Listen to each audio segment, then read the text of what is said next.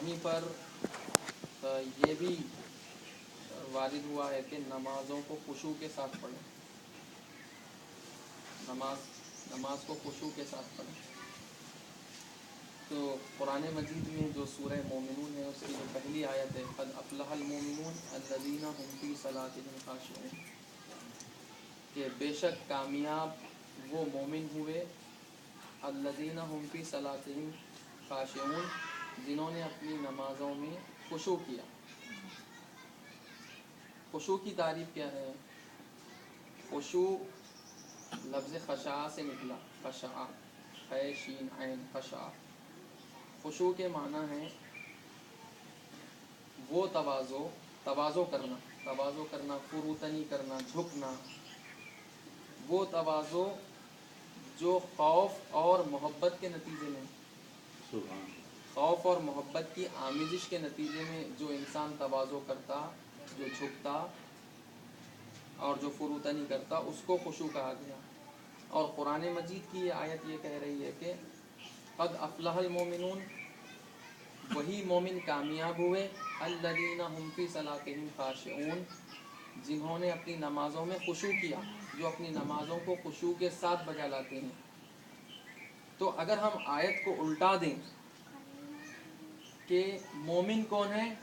مومن وہی ہے جو نمازوں میں خاشع ہے، مومن وہی ہے جو اپنی نمازوں میں خشوع یعنی اپنی نمازوں کو خشوع کے ساتھ پڑھتے ہیں، وہی مومن ہے۔ اگر اسی آیت سے ہم اگر مطلب نکالنا چاہیں تو کامیاب مومن وہ ہے جو اپنی نمازوں کو خشوع کے ساتھ پڑھتے ہیں۔ مومن کون ہے؟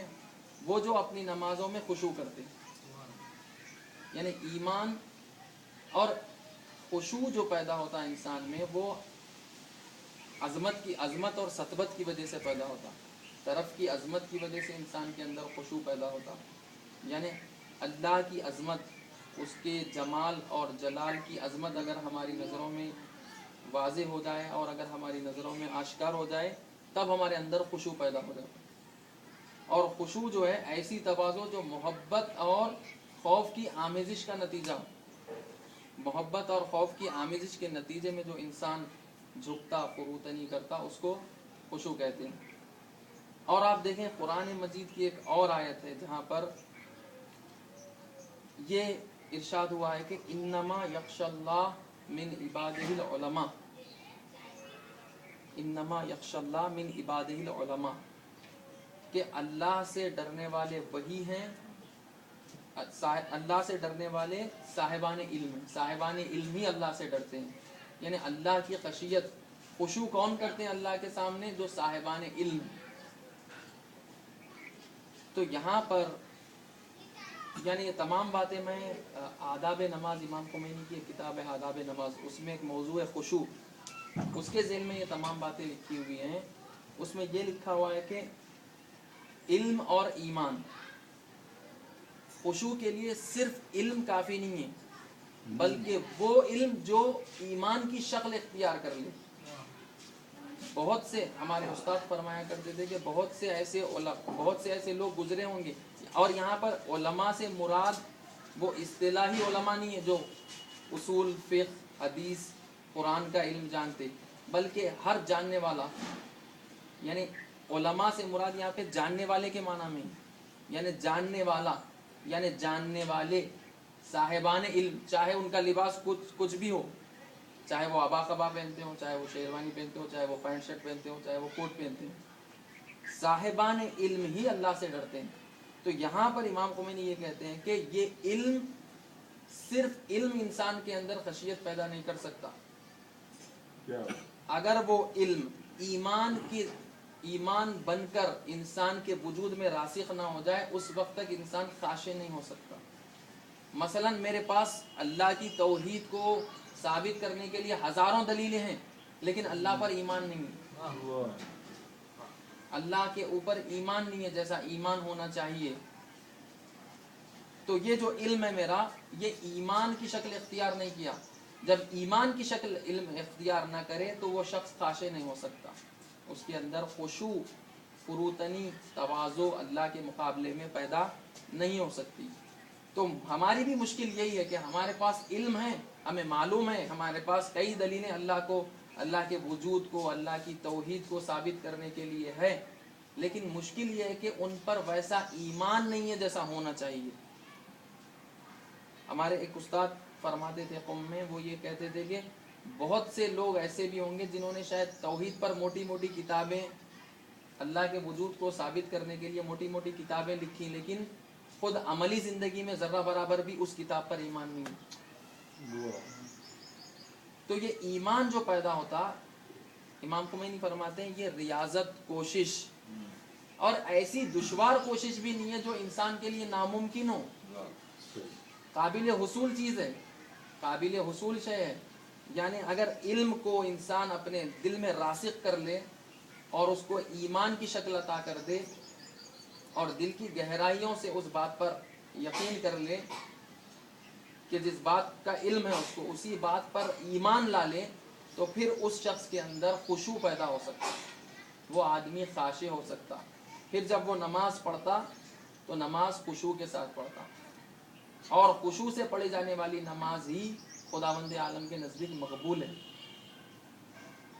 کہ انہا لکبیرۃ الا علی الخاشعین۔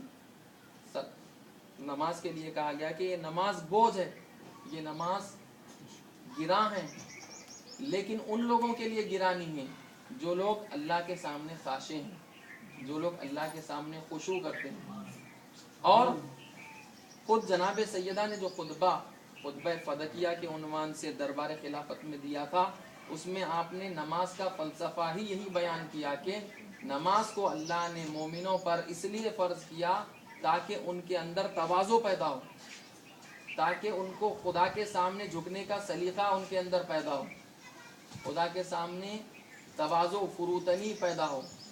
نماز کا فلسفہ یہ ہے، یعنی ریسیپروکل ہے، جتنا آپ نماز پڑھتے جائیں گے اتنا خشوع پیدا ہوتا چلا جائے گا آپ کے اندر، جتنا آپ خشوع کرتے چلے جائیں گے نماز میں، اتنی نماز یعنی بلند ہوتی چلی جائے گی۔ یعنی خشوع، یعنی نماز خشوع کے ساتھ، اور نماز کا نتیجہ پھر خشوع، یعنی جتنی بار آپ نماز پڑھیں گے اتنا ہی خشوع آپ کے اندر پیدا ہوگا، خود نماز خشوع میں اضافہ کرے گی۔ تو قد افلح المؤمنون الذین هم فی صلاتهم خاشعون، یقیناً کامیاب کون نہیں ہونا چاہتا؟ اور مسئلہ یہ ہے کہ ہمارے نزدیک کامیابی کے معیارات مختلف ہیں۔ ہمارے نزدیک معیار یہ ہے کہ جس کے پاس سب سے زیادہ پیسہ ہے وہ سب سے زیادہ کامیاب ہے۔ پرانے زمانے میں یہ تھا کہ جس کے پاس جو کثیر العیال ہوتا تھا، جس کی اولاد بہت زیادہ ہوتی تھی، اس کو کامیاب انسان سمجھتے تھے۔ جس کے پاس پیسہ اور کثرت اولاد، پیسہ اور کثرت اولاد جس کے پاس ہوتی تھی، اس کو کامیاب انسان تصور کیا جاتا تھا، اس کے تعلق سے کہا جاتا تھا کہ یہ شخص کامیاب ہے۔ لیکن اللہ کے نزدیک کامیابی کا معیار یہ نہیں ہے۔ اللہ کے نزدیک کامیابی کا سب سے پہلا معیار ایمان ہے، اللہ کے اوپر ایمان لانا ہے۔ اسی لیے قرآن مجید میں یہ کہا گیا، یا ایھا الذین آمنوا آمنوا، اے ایمان لانے والو ایمان لاؤ، کیونکہ علم ہے ہمارے پاس، ایمان نہیں ہے۔ ہم کو معلوم ہے کہ اللہ کا وجود ہے، ہم کو معلوم ہے کہ اللہ موجود ہے، لیکن ایمان نہیں ہے۔ جیسا ایمان ہونا چاہیے اللہ کی ذات کے اوپر، ویسا ایمان نہیں ہے۔ لیکن اگر ہم تھوڑی سی ریاضت، تھوڑی سی مشقت، تھوڑی سی دشواری برداشت کریں اور اپنے دل کو یہ باور کروائیں کہ تجھے ایمان رکھنا ہے اللہ کی ذات پر، تو یہ کام مشکل نہیں ہے۔ ابتدا میں شاید مشکل، خود کتاب میں لکھا ہوا ہے کہ ابتدا میں شاید تھوڑا سا دشوار لگے یہ کام، لیکن اگر پے در پے یہ کام انجام پاتا رہے تو انسان کے اندر وہ ایمان کی کیفیت پیدا ہو سکتی ہے۔ وہ ایمان کے نتیجے میں انسان کے اندر خشوع پیدا ہو سکتا ہے۔ تب بارگاہ خداوندی میں انسان جب آ کر ٹھہرے تو بالکل خشوع کے ساتھ، پورے خشوع۔ اور خشوع کا نتیجہ کیا ہوتا؟ خدا کی بارگاہ میں جو اللہ کے سامنے خاشع ہوتا، اللہ ہر شے کو اس کے سامنے خاشع کر دیتا۔ سبحان اللہ، سبحان اللہ۔ یعنی جو اللہ کے سامنے خاشع ہے، اللہ ہر شے کو اس کے سامنے خاشع بنا دیتا۔ بعض واقعات ایسے ہیں کہ بظاہر اگر ہم سنیں تو اس پر یقین کرنا جلدی شاید ہم یقین نہ کریں، کیونکہ بعض مقامات کا ادراک جلدی ممکن نہیں ہے. مثلا ہمارے استاد ایک فرماتے